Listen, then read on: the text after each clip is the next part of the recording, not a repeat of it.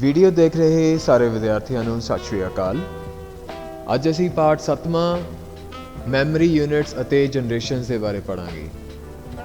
ਇਸ ਚੈਪਟਰ ਦੇ ਵਿੱਚ ਮੈਮਰੀ ਕੀ ਹੈ, ਇਸ ਦੀਆਂ ਕਿੰਨੀਆਂ ਕਿਸਮਾਂ ਹੁੰਦੀਆਂ ਹਨ ਅਤੇ ਫਿਜ਼ੀਕਲੀ ਇਸ ਦਾ ਕੀ ਸਟਰਕਚਰ ਹੁੰਦਾ ਹੈ। ਮੈਮਰੀ, ਕੰਪਿਊਟਰ ਦੀ ਮੈਮਰੀ ਮਨੁੱਖੀ ਦਿਮਾਗ ਦੀ ਤਰ੍ਹਾਂ ਹੁੰਦੀ ਹੈ। ਹੁਣ ਜਦੋਂ ਆਪਾਂ ਮੈਮਰੀ ਦੀ ਗੱਲ ਕਰਦੇ ਹਾਂ ਤਾਂ ਮੈਮਰੀ ਕੀ ਹੈ? ਜਿੱਥੇ ਤੁਸੀਂ ਯਾਦਾਂ ਸਟੋਰ ਕਰਕੇ ਰੱਖਦੇ ਹੋ, ਇਨਫੋਰਮੇਸ਼ਨ ਸਟੋਰ ਕਰਕੇ ਰੱਖਦੇ ਹੋ।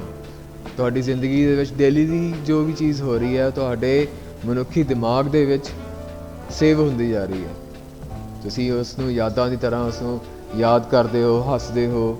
ਉਸੇ ਤਰ੍ਹਾਂ ਕੰਪਿਊਟਰ ਦੇ ਵਿੱਚ ਮੈਮਰੀ ਉਹ ਜਗ੍ਹਾ ਹੁੰਦੀ ਹੈ ਜਿਸ ਵਿੱਚ ਕੰਪਿਊਟਰ ਡਾਟਾ ਅਤੇ ਕੰਮ ਕਰਨ ਲਈ ਲੋੜੀਂਦੀਆਂ ਹਦਾਇਤਾਂ ਨੂੰ ਸਟੋਰ ਕਰਕੇ ਰੱਖਿਆ ਜਾਂਦਾ ਹੈ। ਇਸ ਵਿੱਚ ਕੰਪਿਊਟਰ ਦੇ ਕੰਮ ਕਰਨ ਲਈ ਸਾਰਾ ਜ਼ਰੂਰੀ ਡਾਟਾ ਅਤੇ ਕਿਰਿਆਵਾਂ ਕਰਨ ਲਈ ਹਦਾਇਤਾਂ ਰੱਖੀਆਂ ਜਾਂਦੀਆਂ ਹਨ। ਹੁਣ ਆਪਾਂ ਪਿਛਲੇ ਚੈਪਟਰਸ ਦੇ ਵਿੱਚ ਪੜ੍ਹਿਆ ਹੈ, ਕੰਪਿਊਟਰ ਸਿਰਫ ਇੱਕ ਮਸ਼ੀਨ ਹੈ, ਇੱਕ ਕੈਲਕੂਲੇਟਰ ਹੈ ਜਿਸ ਨੂੰ ਤੁਸੀਂ ਚਲਾਉਣ ਦੇ ਲਈ ਹਦਾਇਤਾਂ ਪੇਸ਼ ਕਰਦੇ ਹੋ। ਉਹ ਸਾਰਾ ਕੁਝ ਮੈਮਰੀ ਦੇ ਵਿੱਚ ਹੀ ਸੇਵ ਕੀਤਾ ਜਾਂਦਾ ਹੈ। ਜਦੋਂ ਕੰਪਿਊਟਰ ਸਟਾਰਟ ਹੁੰਦਾ ਹੈ ਉਹ ਹਦਾਇਤਾਂ ਇੱਕ ਤੋਂ ਬਾਅਦ ਇੱਕ ਚੱਲਦੀਆਂ ਹਨ ਅਤੇ ਤੁਸੀਂ ਜਿੰਨੀਆਂ ਵੀ ਫਾਈਲਾਂ 'ਤੇ ਕੰਮ ਕਰਦੇ ਹੋ, ਜੋ ਵੀ ਡਾਟਾ ਤੁਹਾਡਾ, ਪਿਕਚਰਸ, ਡਾਕੂਮੈਂਟਸ, ਉਹ ਸਾਰੇ ਮੈਮਰੀ ਦੇ ਵਿੱਚ ਸੇਵ ਹੁੰਦੇ ਹਨ। ਮੈਮਰੀ ਬਹੁਤ ਸਾਰੇ ਛੋਟੇ ਹਿੱਸਿਆਂ ਵਿੱਚ ਵੰਡੀ ਹੁੰਦੀ ਹੈ ਜਿਨ੍ਹਾਂ ਨੂੰ ਸੈੱਲ ਕਿਹਾ ਜਾਂਦਾ ਹੈ। ਹਰੇਕ ਜਗ੍ਹਾ ਜਾਂ ਸੈੱਲ ਦਾ ਇੱਕ ਵੱਖਰਾ ਐਡਰੈਸ ਹੁੰਦਾ ਹੈ। ਹੁਣ ਹਰ ਇੱਕ ਮੈਮਰੀ ਸਟਰਕਚਰ ਦਾ ਇੱਕ ਵੱਖਰਾ ਐਡਰੈਸ ਹੁੰਦਾ ਹੈ।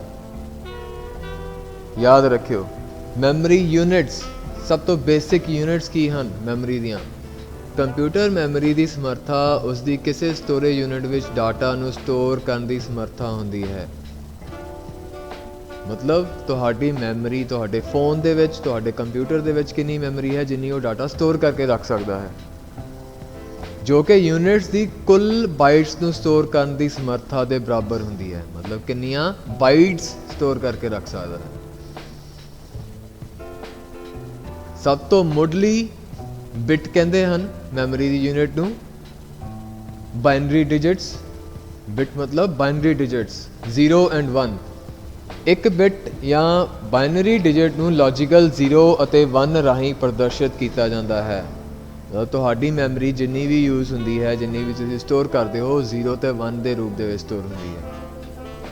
ਨਿਬਲ, 4 ਬਿਟਸ ਦੇ ਸਮੂਹ ਨੂੰ ਨਿਬਲ ਕਿਹਾ ਜਾਂਦਾ ਹੈ। ਹੁਣ ਉਦੋਂ ਵੱਡੀ ਇਕਾਈ ਕਿਹੜੀ ਆ ਗਈ? ਨਿਬਲ।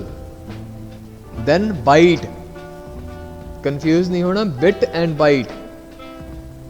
ਬਾਈਟ 8 ਬਿਟਸ ਦੇ ਸਮੂਹ ਨੂੰ ਬਾਈਟ ਕਿਹਾ ਜਾਂਦਾ ਹੈ। ਤੁਸੀਂ ਸੁਣਿਆ ਹੋਣਾ ਦਿਸ ਫਾਈਲ ਆ ਡਾਕੂਮੈਂਟ ਫਾਈਲ ਆ ਜਿਹੜੀ, ਉਹ ਇੰਨੇ ਬਾਈਟਸ ਦੀ ਆ, ਇੰਨੇ ਬਿਟਸ ਦੀ ਆ।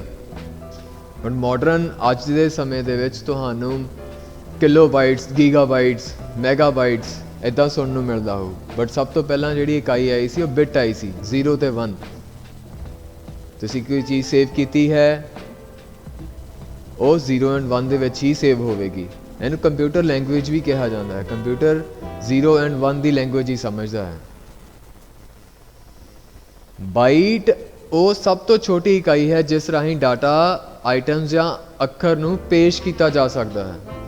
ਹਮੇਸ਼ਾ ਯਾਦ ਰੱਖੋ, ਤੁਸੀਂ ਕੰਪਿਊਟਰ ਕੀਬੋਰਡ ਦੇ ਉੱਤੇ ਟਾਈਪ ਕਰਦੇ ਹੋ ਜਾਂ ਕੁਛ ਵੀ ਚੀਜ਼, ਇਨਫੋਰਮੇਸ਼ਨ ਜੋ ਸੇਵ ਕਰਦੇ ਹੋ ਕੰਪਿਊਟਰ ਟਾਈਪ ਤੋਂ, ਉਹ ਬਾਈਟ ਦੇ ਵਿੱਚ ਸੇਵ ਹੁੰਦੀ ਹੈ। ਵਰਡ ਕੀ ਹੈ? ਕੰਪਿਊਟਰ ਵਿੱਚ ਇੱਕ ਸ਼ਬਦ ਕੁਝ ਨਿਰਧਾਰਿਤ ਬਿਟਸ ਦਾ ਸਮੂਹ ਹੁੰਦਾ ਹੈ ਜੋ ਕਿ ਇੱਕ ਇਕਾਈ ਵਜੋਂ ਪ੍ਰੋਸੈਸ ਕੀਤਾ ਜਾਂਦਾ ਹੈ। ਵਰਡ ਕੀ ਹੈ? ਇੱਕ ਇਕਾਈ, ਇੱਕ ਸਮੂਹ, ਕੁਝ ਸ਼ਬਦਾਂ ਦਾ, ਕੁਝ ਅੱਖਰਾਂ ਦਾ ਸਮੂਹ।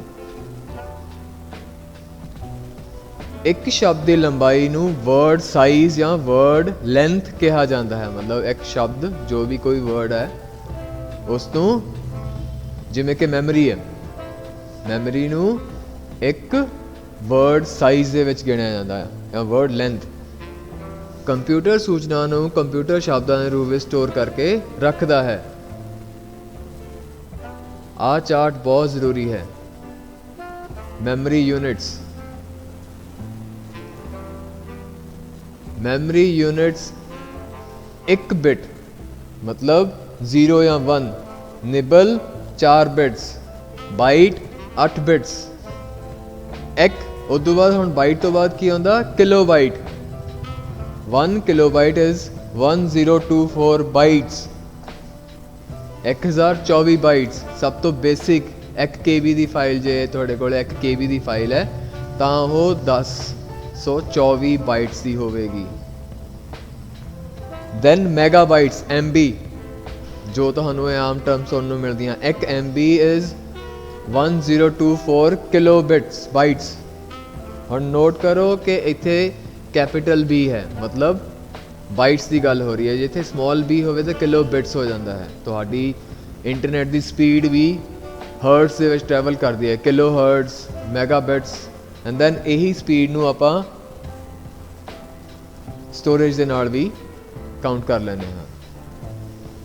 Storage and frequency. Storage is basically magnetic 0 and 1, frequency is basically in farm of waves, waves ਦੀ ਤਰ੍ਹਾਂ ਹੁੰਦੀ ਹੈ। ਉਹ ਆਪਾਂ ਨੈਕਸਟ ਚੈਪਟਰਸ ਦੇ ਵਿੱਚ ਪੜ੍ਹਾਂਗੇ, ਬਟ ਹੁਣ ਆਪਾਂ ਸਿਰਫ ਮੈਮਰੀ ਦੇ ਬਾਰੇ ਪੜ੍ਹਨਾ ਹੈ। ਦੈਨ 1 GB ਗੀਗਾਬਾਈਟ, 1024 MB, ਟੈਰਾਬਾਈਟਸ, ਪੈਂਟਾਬਾਈਟਸ, ਔਰ ਅੱਗੇ ਇਸੇ ਤਰ੍ਹਾਂ ਇਹ ਵੱਧਦੀ ਜਾਂਦੀ ਹੈ। ਅੱਜ ਕੱਲ੍ਹ ਤੁਸੀਂ ਨੋਰਮਲ ਜੋ ਵੀ ਐਕਸਟਰਨਲ ਹਾਰਡ ਡਰਾਈਵ ਲੈਂਦੇ ਹੋ ਜਾਂ ਮੈਮਰੀ ਸੇਵ ਕਰਨ ਲਈ ਲੈਂਦੇ ਹੋ ਤਾਂ 1 TB 2 TB ਉਸ ਤਰ੍ਹਾਂ ਲੈਂਦੇ ਹੋ। ਮਤਲਬ ਕਿ ਉਹ ਕੀ ਹੈ, 1 TB 1024 ਗੀਗਾਬਾਈਟਸ ਦੇ ਬਰਾਬਰ ਹੁੰਦੀ ਹੈ। ਦੈਨ ਮੈਮਰੀ ਦੀਆਂ ਕਿਸਮਾਂ। ਮੈਮਰੀ ਦੀਆਂ ਕਿੰਨੀਆਂ ਕਿਸਮਾਂ ਹੁੰਦੀਆਂ ਹਨ? ਆ ਇਮੇਜ ਨੂੰ ਦੇਖੋ। ਸਪੀਡ ਇਨਕਰੀਜ਼ਸ ਐਜ਼ ਵੀ ਮੂਵ ਅਪ। ਜੇ ਆਪਾਂ ਇਸ ਲਾਈਨ ਨੂੰ ਉੱਤੇ ਵੱਲ ਵਧਦੇ ਹਾਂ ਤਾਂ ਸਪੀਡ ਇਨਕਰੀਜ਼ ਹੁੰਦੀ ਹੈ ਮੈਮਰੀ ਪੜ੍ਹਨ ਦੀ। Then internal memory, external memory. ਤੁਹਾਡੇ ਕੋਲੇ ਮੈਗਨੈਟਿਕ ਟੇਪਸ, ਤੁਸੀਂ ਪੁਰਾਣੀਆਂ ਕੈਸੇਟਸ ਜਾਂ ਵੀਡੀਓ ਕੈਸੇਟਸ ਦੇਖੀਆਂ ਹੋਣਗੀਆਂ, ਉਹਨਾਂ ਨੂੰ ਮੈਗਨੈਟਿਕ ਟੇਪ ਕਿਹਾ ਜਾਂਦਾ। Then optical discuss.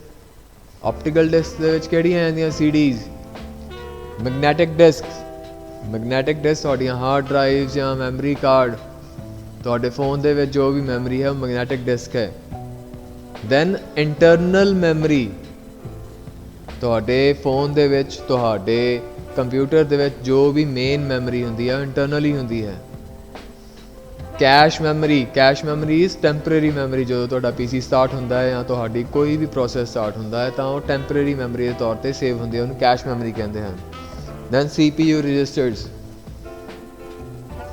PC ਨੂੰ ਸਟਾਰਟ ਹੋਣ ਦੇ ਲਈ ਇਹ ਸਾਰੀਆਂ, ਜਿਵੇਂ ਜਿਵੇਂ ਤੁਸੀਂ ਅੱਗੇ ਵੱਲ ਵੱਧਦੇ ਜਾਓਗੇ ਤਾਂ ਇਹਨਾਂ ਵੱਲ ਸਪੀਡ ਇਨਕਰੀਜ਼ ਹੁੰਦੀ ਜਾਂਦੀ ਹੈ, ਮਤਲਬ ਪ੍ਰੋਸੈਸਿੰਗ ਸਪੀਡ ਵੱਧਦੀ ਜਾਂਦੀ ਹੈ। ਮੈਮਰੀ ਨੂੰ ਮੁੱਖ ਤੌਰ 'ਤੇ 2 ਸ਼੍ਰੇਣੀਆਂ ਵਿੱਚ ਵੰਡਿਆ ਜਾਂਦਾ ਹੈ, ਇੰਟਰਨਲ ਤੇ ਐਕਸਟਰਨਲ। ਐਕਸਟਰਨਲ ਤੇ ਆਹ ਇੰਟਰਨਲ। ਇੰਟਰਨਲ ਮੈਮਰੀ, ਇਹ ਪ੍ਰੋਗਰਾਮ ਦੀਆਂ ਹਦਾਇਤਾਂ ਅਤੇ ਲੋੜੀਂਦੇ ਡਾਟਾ ਨੂੰ ਉਸ ਜਗ੍ਹਾ ਰੱਖਿਆ ਜਾਂਦਾ ਹੈ ਜਿਸ ਜਗ੍ਹਾ ਉਹਨਾਂ ਉੱਤੇ ਕੰਮ ਕੀਤਾ ਜਾ ਸਕੇ। ਇਸ ਕੰਮ ਲਈ CPU ਇੰਟਰਨਲ ਰਜਿਸਟਰਾਂ ਅਤੇ ਕੈਸ਼ ਮੈਮਰੀ ਦੀ ਵਰਤੋਂ ਕਰਦਾ ਹੈ। ਇੰਟਰਨਲ ਮੈਮਰੀ ਨੂੰ ਅੱਗੇ 2 ਸ਼੍ਰੇਣੀਆਂ ਵਿੱਚ ਵੰਡਿਆ ਜਾਂਦਾ ਹੈ। ਦੇਖੋ, ਇੰਟਰਨਲ ਮੈਮਰੀ ਹੈ, ਉਸ ਤੋਂ ਅੱਗੇ ਉਸ ਨੂੰ ਵੰਡਿਆ ਗਿਆ ਹੈ ਕੈਸ਼ ਮੈਮਰੀ ਤੇ ਪ੍ਰਾਇਮਰੀ ਮੈਮਰੀ ਦੇ ਵਿੱਚ। ਹੁਣ ਕੈਸ਼ ਮੈਮਰੀ ਕੀ ਹੁੰਦੀ ਹੈ? ਟੈਂਪਰੇਰੀ ਮੈਮਰੀ ਤੁਹਾਨੂੰ ਦੱਸਿਆ ਹੈ। ਦੈਨ ਪ੍ਰਾਇਮਰੀ ਮੈਮਰੀ, ਜਿੱਥੇ ਕਿ ਬੇਸਿਕ ਇਨਫੋਰਮੇਸ਼ਨ ਕੋਈ ਵੀ ਰੋਮ ਦੇ ਵਿੱਚ ਜਾਂ ਚਿਪ ਦੇ ਵਿੱਚ ਜਿਹੜੀ ਇਨਫੋਰਮੇਸ਼ਨ ਪਹਿਲਾਂ ਤੋਂ ਹੀ ਸਟੋਰ ਹੈ ਉਹਨੂੰ ਰੋਮ ਦੇ ਵਿੱਚ ਰੱਖਿਆ ਜਾਂਦਾ ਹੈ।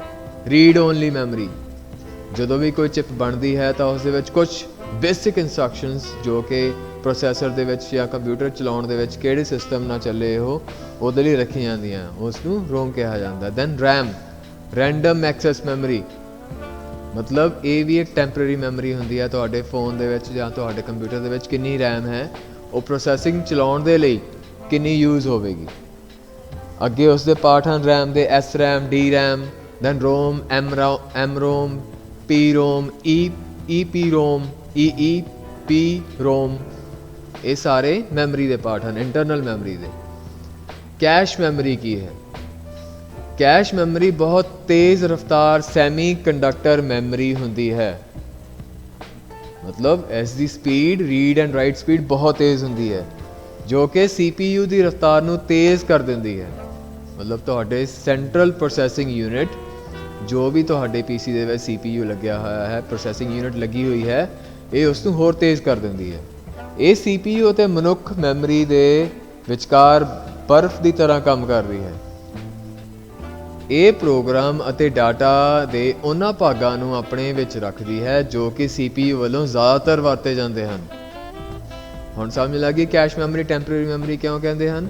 ਇਹ ਉਹ ਮੈਮਰੀ ਨੂੰ ਹਮੇਸ਼ਾ ਸਟੋਰ ਕਰਕੇ ਰੱਖਦੀ ਹੈ ਜਿਹੜੀ ਯੂਜ਼ਰ ਸਭ ਤੋਂ ਵੱਧ ਯੂਜ਼ ਕਰਦਾ ਹੈ। ਕੈਸ਼ ਮੈਮਰੀ ਦੇ ਕੀ ਲਾਭ ਹਨ। ਕੈਸ਼ ਮੈਮਰੀ ਦੇ ਲਾਭ ਹੇਠ ਲਿਖੇ ਅਨੁਸਾਰ ਕੈਸ਼ ਮੈਮਰੀ ਕੈਸ਼ ਮੈਮਰੀ ਮੁੱਖ ਮੈਮਰੀ ਤੋਂ ਤੇਜ਼ ਹੁੰਦੀ ਹੈ। ਮੁੱਖ ਮੈਮਰੀ ਦੇ ਮੁਕਾਬਲੇ ਇਸ ਦਾ ਐਕਸੈਸ ਟਾਈਮ ਘੱਟ ਹੁੰਦਾ ਹੈ। ਮਤਲਬ ਜੇ ਤੁਸੀਂ ਮੈਮਰੀ ਤੇ ਕੋਈ ਵੀ ਫਾਈਲ ਖੋਲੀ ਹੋਈ ਹੈ ਤਾਂ ਐਕਸੈਸ ਟਾਈਮ ਕੈਸ਼ ਮੈਮਰੀ ਤੋਂ ਟੈਂਪਰੇਰੀ ਜਿੱਥੇ ਜਗ੍ਹਾ ਸਟੋਰ ਹੈ ਉਸਨੇ ਉਸ ਨੂੰ ਲਿੰਕ ਕਰ ਦੇਣਾ ਹੈ ਤੇ ਐਕਸੈਸ ਟਾਈਮ ਘੱਟ ਜਾਂਦਾ ਹੈ। ਮੁੱਖ ਮੈਮਰੀ ਦੇ ਮੁਕਾਬਲੇ ਐਕਸੈਸ ਟਾਈਮ ਘੱਟ ਹੁੰਦਾ ਹੈ, ਯਾਦ ਰੱਖਣਾ ਬਹੁਤ ਇੰਪੋਰਟੈਂਟ ਹੈ। ਜਿੰਨੀ ਜ਼ਿਆਦਾ ਕੈਸ਼ ਮੈਮਰੀ ਹੋਵੇਗੀ ਉਨੀ ਹੀ ਜ਼ਿਆਦਾ ਸਪੀਡ ਵੱਧ ਹੋਵੇਗੀ। ਕੈਸ਼ ਮੈਮਰੀ ਉਸ ਪ੍ਰੋਗਰਾਮ ਨੂੰ ਸਟੋਰ ਕਰਦਾ ਹੈ ਜਿਹੜਾ ਕਿ ਘੱਟ ਸਮੇਂ ਵਿੱਚ ਲਾਗੂ ਹੋਣਾ ਹੁੰਦਾ ਹੈ। ਮਤਲਬ ਉਹ ਫਾਈਲ ਨੂੰ ਜਿਹੜੀ ਕਿ ਆਪਾਂ ਨੂੰ ਬਹੁਤ ਫਾਸਟ ਪ੍ਰੋਸੈਸਿੰਗ ਡੇਲੀ ਯੂਜ਼ ਕਰਦੇ ਹਾਂ। ਕੈਸ਼ ਮੈਮਰੀ ਡਾਟਾ ਨੂੰ ਅਸਥਾਈ ਤੌਰ 'ਤੇ ਰੱਖਦੀ ਹੈ, ਟੈਂਪਰੇਰੀ ਤੌਰ 'ਤੇ। ਕੈਸ਼ ਮੈਮਰੀ ਦੀਆਂ ਕੀ ਹਾਨੀਆਂ ਹਨ। ਹੁਣ ਕੈਸ਼ ਮੈਮਰੀ ਦੀ ਸਮਰੱਥਾ ਬਹੁਤ ਘੱਟ ਹੁੰਦੀ ਹੈ। ਜਿਹੜੀ ਚਿਪ ਡਿਜ਼ਾਈਨਡ ਹੁੰਦੀ ਹੈ ਉਸ ਦੇ ਵਿੱਚ ਇੱਕ ਸਪੈਸੀਫਿਕ ਕੈਸ਼ ਮੈਮਰੀ ਐਲੋਕੇਟ ਹੁੰਦੀ ਹੈ। ਉਹ ਇਸੇ ਵਜ੍ਹਾ ਨਾਲ ਇਸ ਦੀ ਸਮਰੱਥਾ ਟੈਂਪਰੇਰੀਲੀ ਬਹੁਤ ਘੱਟ ਹੁੰਦੀ ਹੈ। ਕੈਸ਼ ਮੈਮਰੀ ਦੀ ਕੀਮਤ ਬਹੁਤ ਜ਼ਿਆਦਾ ਹੁੰਦੀ ਹੈ। ਜੇ ਤੁਸੀਂ ਉਹਦਾ ਸਾਈਜ਼ ਇਨਕਰੀਜ਼ ਕਰਨਾ ਹੈ ਤਾਂ ਉਸ ਨੂੰ ਚਿਪ ਦਾ ਸਾਈਜ਼ ਵੀ ਇਨਕਰੀਜ਼ ਕਰਨਾ ਪਵੇਗਾ। ਉਸ ਦੇ ਨਾਲ ਫਿਜ਼ੀਕਲੀ ਜਿਸ ਤਰ੍ਹਾਂ ਦੀ ਉਹ ਚਿਪ ਬਣੀ ਹੈ ਉਸ ਦੇ ਵਿੱਚ ਉਸਦੀ ਕੀਮਤ ਵੱਧਦੀ ਜਾਏਗੀ। ਪ੍ਰਾਇਮਰੀ ਜਾਂ ਮੁੱਖ ਮੈਮਰੀ।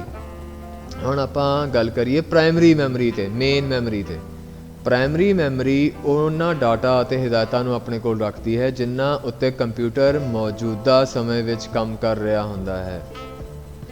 ਮਤਲਬ ਜੋ ਤੁਸੀਂ ਇਸ ਟਾਈਮ ਕੰਮ ਕਰ ਰਹੇ ਹੋ ਤੁਹਾਡੇ ਫੋਨ ਦੇ ਵਿੱਚ ਜਾਂ ਤੁਹਾਡੇ ਲੈਪਟਾਪ ਦੇ ਵਿੱਚ, ਤੁਹਾਡੇ PC ਦੇ ਵਿੱਚ, ਉਹ ਪ੍ਰਾਇਮਰੀ ਮੈਮਰੀ ਦੇ ਵਿੱਚ ਸੇਵ ਹੁੰਦਾ ਹੈ। ਇਸ ਦੀ ਸਮਰੱਥਾ ਘੱਟ ਹੁੰਦੀ ਹੈ ਅਤੇ ਬਿਜਲੀ ਬੰਦ ਹੋਣ ਨਾਲ ਡਾਟਾ ਨਸ਼ਟ ਹੋ ਜਾਂਦਾ ਹੈ। ਹੁਣ ਤੁਸੀਂ ਦੇਖੋ ਕਿ ਤੁਹਾਡੀ ਬੈਟਰੀ ਬੈਕਅਪ ਜਾਂ ਤੁਹਾਡਾ ਇਨਵਰਟਰ ਜਾਂ ਤੁਹਾਡਾ UPS ਕਿੰਨਾ ਬੈਕਅਪ ਦਿੰਦਾ ਹੈ। ਤੁਹਾਡਾ ਮੈਮਰੀ ਸੇਵ ਕਰਨਾ, ਤੁਹਾਡੀ ਫਾਈਲ ਸੇਵ ਕਰਨਾ ਕਿੰਨਾ ਜ਼ਰੂਰੀ ਹੁੰਦਾ ਹੈ। ਹਰ ਇੱਕ ਫਾਈਲ ਦੀ ਇੱਕ ਟੈਂਪਰੇਰੀ ਲੋਕੇਸ਼ਨ ਬਣਦੀ ਹੈ, ਉਹ ਰੈਮ ਪ੍ਰਾਇਮਰੀ ਮੈਮਰੀ ਦੇ ਵਿੱਚ ਬਣਦੀ ਹੈ। ਜਦੋਂ ਤੁਹਾਡਾ PC ਬੰਦ ਹੋ ਗਿਆ ਤਾਂ ਮਤਲਬ ਉਹ ਫਾਈਲਾਂ ਨਾਲ ਦੀ ਨਾਲ ਹੀ ਉੱਥੇ ਡਿਸਟਰੋਏ ਹੋ ਜਾਣਗੀਆਂ, ਟੁੱਟ ਜਾਣਗੀਆਂ। ਇਸੇ ਕਰਕੇ ਤੁਹਾਡੀ ਜੋ ਵੀ ਮੇਨ ਮੈਮਰੀ ਦੇ ਵਿੱਚ ਸਟੋਰੇਜ ਕਰਨੀ ਹੈ ਉਸ ਨੂੰ ਸੇਵ ਕਰਦੇ ਰਿਹਾ ਕਰੋ। ਆਮ ਤੌਰ ਉੱਤੇ ਸੈਮੀ ਕੰਡਕਟਰ ਉਪਕਰਨਾਂ ਦੀ ਬਣੀ ਹੁੰਦੀ ਹੈ। ਤੁਸੀਂ ਅਗਲੀਆਂ ਕਲਾਸਿਸ ਦੇ ਵਿੱਚ ਪੜ੍ਹੋਗੇ ਫਿਜ਼ਿਕਸ ਦੇ ਵਿੱਚ ਕਿ ਕਿਸ ਤਰ੍ਹਾਂ ਨਾਲ ਤੁਸੀਂ ਮਕੈਨੀਕਲ ਸੈਮੀ ਕੰਡਕਟਰਸ ਬਣਾਉਂਦੇ ਹੋ ਔਰ ਉਹ ਕਿਸ ਤਰ੍ਹਾਂ ਇਲੈਕਟ੍ਰਿਸਿਟੀ ਕੰਡਕਟ ਕਰਦਾ ਹੈ। ਇਹ ਮੈਮਰੀਜ਼ ਉਸ ਦੀਆਂ ਬਣੀਆਂ ਹੁੰਦੀਆਂ ਹਨ। ਇਹ ਮੈਮਰੀ ਰਜਿਸਟਰਾਂ ਦੀ ਤਰ੍ਹਾਂ ਤੇਜ਼ ਨਹੀਂ ਹੁੰਦੀ। ਜਿਹੜੇ ਡਾਟਾ ਅਤੇ ਹਿਦਾਇਤਾਂ ਨੂੰ ਪ੍ਰੋਸੈਸ ਕੀਤਾ ਜਾਣਾ ਹੁੰਦਾ ਹੈ ਉਹਨਾਂ ਨੂੰ ਮੁੱਖ ਮੈਮਰੀ ਵਿੱਚ ਰੱਖਿਆ ਜਾਂਦਾ ਹੈ। ਪ੍ਰਾਇਮਰੀ ਮੈਮਰੀ ਦੀਆਂ ਵਿਸ਼ੇਸ਼ਤਾਵਾਂ ਅਤੇ ਗੁਣ ਕੀ ਨੇ। ਇਹ ਸੈਮੀ ਕੰਡਕਟਰ ਮੈਮਰੀ ਹੁੰਦੀ ਹੈ ਅਤੇ ਇਸ ਨੂੰ ਮੁੱਖ ਮੈਮਰੀ ਵਜੋਂ ਜਾਣਿਆ ਜਾਂਦਾ ਹੈ। ਇਹ ਅਸਥਿਰ ਮੈਮਰੀ ਹੁੰਦੀ ਹੈ। ਅਸਥਿਰ ਮਤਲਬ ਟੈਂਪਰੇਰੀ, ਅੱਗੇ ਵਾਂਗੂ ਸੇਮ। ਕੰਪਿਊਟਰ ਦੀ ਕੰਮਕਾਜੀ ਮੈਮਰੀ ਹੁੰਦੀ ਹੈ। ਮਤਲਬ ਕੰਪਿਊਟਰ ਚੱਲਦਾ ਹੁੰਦਾ ਜਦੋਂ ਇਹ ਕੰਮਕਾਜ ਦੇ ਵਿੱਚ ਹੈਲਪ ਕਰਦੀ ਹੈ। ਇਹ ਸੈਕੰਡਰੀ ਮੈਮਰੀ ਨਾਲੋਂ ਤੇਜ਼ ਹੁੰਦੀ ਹੈ ਪਰ CPU ਰਜਿਸਟਰਾਂ ਨਾਲੋਂ ਹੌਲੀ ਹੁੰਦੀ ਹੈ। ਕੰਪਿਊਟਰ ਪ੍ਰਾਇਮਰੀ ਮੈਮਰੀ ਤੋਂ ਬਿਨਾਂ ਨਹੀਂ ਕੰਮ ਕਰ ਸਕਦਾ। ਇਹ ਅਗਲੀਆਂ ਦੋ ਸ਼੍ਰੇਣੀਆਂ ਵਿੱਚ ਵੰਡੀ ਹੁੰਦੀ ਹੈ, ਰੈਮ ਤੇ ਰੋਮ। ਹੁਣ ਅਸੀਂ ਰੈਮ ਬਾਰੇ ਪੜ੍ਹਾਂਗੇ। ਰੈਮ ਦਾ ਪੂਰਾ ਨਾਮ ਹੈ ਰੈਂਡਮ ਐਕਸੈਸ ਮੈਮਰੀ। ਯਾਦ ਰੱਖਣਾ, ਵੈਰੀ ਇੰਪੋਰਟੈਂਟ। ਰੈਮ ਦੀ full form random access memory. ਇਹ CPU ਦੀ ਅੰਦਰੂਨੀ ਮੈਮਰੀ ਹੁੰਦੀ ਹੈ ਜਿਸ ਵਿੱਚ ਡਾਟਾ ਪ੍ਰੋਗਰਾਮ ਅਤੇ ਪ੍ਰੋਗਰਾਮ ਦਾ ਨਤੀਜਾ ਸਟੋਰ ਕੀਤਾ ਜਾਂਦਾ ਹੈ। ਇਹ ਪੜ੍ਹਨ ਅਤੇ ਲਿਖਣ ਲਈ ਮੈਮਰੀ ਹੁੰਦੀ ਹੈ। मतलब read and write, random access write, पढ़न ते लिखन, डाटा नू पढ़ना ते डाटा नू लिखना, ये इसका काम हुंदा है। ये स्थाई मैमरी हुंदी है। इस दा भाव कि इस दा डाटा कंप्यूटर दे बंद होने नाल या बिजली चली जाने नाल बंद हो जाता है। इसे लई UPS लगाया जाता है, अनइंटरप्टेड पावर सप्लाई। UPS की फुल फॉर्म की है? Uninterrupted power supply. रैम विचाले डाटे नूं किधरों भी रैंडमली वरत्या जा सकता है। रैंडमली मतलब कितों भी कोई भी चीज़ यूज़ की जा सकती है।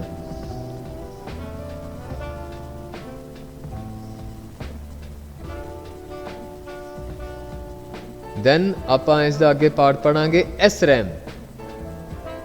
शब्द स्टैटिक ये दसदा है कि मैमरी उस समय तक ही अपना डाटा नूं रखती है जदों तक इस बिजली की सप्लाई मिलती रहे। हालांकि अस्थिर होने करके इसका डाटा नष्ट हो जाता है। जदों बिजली सप्लाई बंद हो जाती है, SRAM की चिप उत्ते 6 ट्रांजिस्टर की वरतों की जाती है अते इस विच कोई कंप्रैस्ड नहीं हुंदा। कंप्रैस्ड नहीं है, कैपेसिटर है, right. whenever you're reading your own brain, ਜਦੋਂ ਤੁਸੀਂ ਕੁਛ ਵੀ ਪੜ੍ਹ ਰਹੇ ਹੋ, ਤੁਹਾਡਾ ਦਿਮਾਗ ਉਹੀ ਚੀਜ਼ ਨੂੰ ਪੜ੍ਹਦਾ ਜਿਹੜੀ ਚੀਜ਼ ਤੁਹਾਨੂੰ ਆਟੋਮੈਟਿਕਲੀ ਦਿਖਦੀ ਹੈ। ਬਟ ਕੰਪਿਊਟਰ ਦੇ ਵਿੱਚ ਜੇ ਆਪਾਂ ਇਸ ਮੈਮਰੀ ਦੀ ਗੱਲ ਕਰੀਏ ਤਾਂ ਮੈਮਰੀ ਨੇ ਸਿਰਫ ਉਹੀ ਪੜ੍ਹਨਾ ਜੋ ਉਸ ਨੂੰ ਹਿਦਾਇਤਾਂ ਮਿਲੀਆਂ ਹੋਣ। ਹੁਣ ਸ਼ਬਦ ਸਟੈਟਿਕ ਇਹ ਦੱਸਦਾ ਹੈ ਕਿ ਮੈਮਰੀ ਉਸ ਸਮੇਂ ਤੱਕ ਹੀ ਆਪਣੇ ਡਾਟਾ ਨੂੰ ਰੱਖਦੀ ਹੈ ਜਦੋਂ ਤੱਕ ਇਸ ਨੂੰ ਬਿਜਲੀ ਦੀ ਸਪਲਾਈ ਮਿਲਦੀ ਰਹੇ, ਟੈਂਪਰੇਰੀਲੀ, ਜਿਵੇਂ ਆਪਾਂ ਰੈਮ ਦੇ ਵਿੱਚ ਪੜ੍ਹਿਆ ਹੈ। ਹਮੇਸ਼ਾ ਯਾਦ ਰੱਖੋ ਇਹ ਟਰਾਂਜ਼ਿਸਟਰਾਂ ਦੀ ਲੀਕੇਜ ਨੂੰ ਰੋਕਣ ਲਈ ਬਿਜਲੀ ਦੀ ਲੋੜ ਪੈਂਦੀ ਹੈ। ਓਕੇ, ਸਟੈਟਿਕ ਰੈਮ ਦੀਆਂ ਵਿਸ਼ੇਸ਼ਤਾਵਾਂ ਅਤੇ ਗੁਣ ਇਹ ਜ਼ਿਆਦਾ ਸਮੇਂ ਤੱਕ ਚੱਲਦੀਆਂ ਹਨ। ਇਸ ਨੂੰ ਰਿਫਰੈਸ਼ ਕਰਨ ਦੀ ਜ਼ਰੂਰਤ ਨਹੀਂ ਪੈਂਦੀ। ਤੁਹਾਡਾ ਮੈਮਰੀ ਆਟੋਮੈਟਿਕਲੀ ਬੈਕਗਰਾਊਂਡ 'ਤੇ ਕੁਛ ਕੰਮ ਕਰ ਰਹੀ ਹੈ ਤਾਂ ਇਸ ਨੂੰ ਰਿਫਰੈਸ਼ ਕਰਨ ਦੀ ਜ਼ਰੂਰਤ ਨਹੀਂ। ਇਹ ਤੇਜ਼ ਹੁੰਦੀ ਹੈ। ਇਹ ਕੈਸ਼ ਮੈਮਰੀ ਵਜੋਂ ਜਾਣੀ ਜਾਂਦੀ ਹੈ ਅਤੇ ਵੱਡੇ ਆਕਾਰ ਦੀ ਹੁੰਦੀ ਹੈ। ਇਹ ਮਹਿੰਗੀ ਹੁੰਦੀ ਹੈ ਅਤੇ ਜ਼ਿਆਦਾ ਬਿਜਲੀ ਦੀ ਖਪਤ ਕਰਦੀ ਹੈ। DRAM ਵਿੱਚ ਡਾਟਾ ਨੂੰ ਸੰਭਾਲ ਕੇ ਰੱਖਣ ਲਈ ਵਾਰ-ਵਾਰ ਰਿਫਰੈਸ਼ ਕਰਨਾ ਪੈਂਦਾ ਹੈ। ਇਸ ਕੰਮ ਲਈ ਮੈਮਰੀ ਨੂੰ ਰਿਫਰੈਸ਼ ਸੰਕਟ ਉੱਤੇ ਲਗਾਇਆ ਜਾਂਦਾ ਹੈ ਜਦੋਂ ਕਿ ਡਾਟਾ ਨੂੰ ਕੋਈ 100 ਵਾਰ ਪ੍ਰਤੀ ਸੈਕਿੰਡ ਦੇ ਹਿਸਾਬ ਨਾਲ ਰੱਖੀ ਲਿਖਦੀ ਹੈ।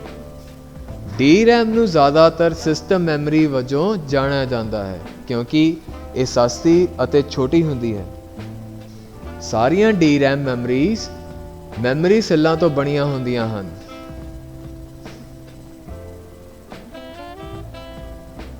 ਇਨ੍ਹਾਂ ਜਿਨ੍ਹਾਂ ਵਿੱਚ ਕਪੈਸਿਟਰ ਅਤੇ ਟਰਾਂਜ਼ਿਸਟਰ ਲੱਗਿਆ ਹੁੰਦਾ ਹੈ। ਹੁਣ DRAM ਦੀਆਂ ਵਿਸ਼ੇਸ਼ਤਾਵਾਂ ਕੀ ਹਨ? ਇਹ ਘੱਟ ਸਮੇਂ ਤੱਕ ਚੱਲਦੀਆਂ ਹਨ, ਲਗਾਤਾਰ ਰਿਫਰੈਸ਼ ਕਰਨ ਦੀ ਲੋੜ ਪੈਂਦੀ ਹੈ। SRAM ਦੇ ਮੁਕਾਬਲੇ ਇਸ ਦੀ ਰਫ਼ਤਾਰ ਘੱਟ ਹੁੰਦੀ ਹੈ। ਇਸ ਤੋਂ RAM ਵਜੋਂ ਵੀ ਜਾਣਿਆ ਜਾਂਦਾ ਹੈ। ਇਸ ਦਾ ਆਕਾਰ ਘੱਟ ਹੁੰਦਾ ਹੈ ਅਤੇ ਘੱਟ ਮਹਿੰਗੀ ਹੁੰਦੀ ਹੈ। ਇਹ ਘੱਟ ਬਿਜਲੀ ਦੀ ਖਪਤ ਕਰਦੀ ਹੈ। ਇਸੇ ਨਾਲ ਹੀ ਅੱਜ ਦੀ ਵੀਡੀਓ ਖਤਮ ਹੁੰਦੀ ਹੈ। ਅਗਲੇ ਚੈਪਟਰ ਦੇ ਵਿੱਚ ਅਸੀਂ ਹੋਰ ਕਿਸਮਾਂ ਪੜ੍ਹਾਂਗੇ। ਧੰਨਵਾਦ।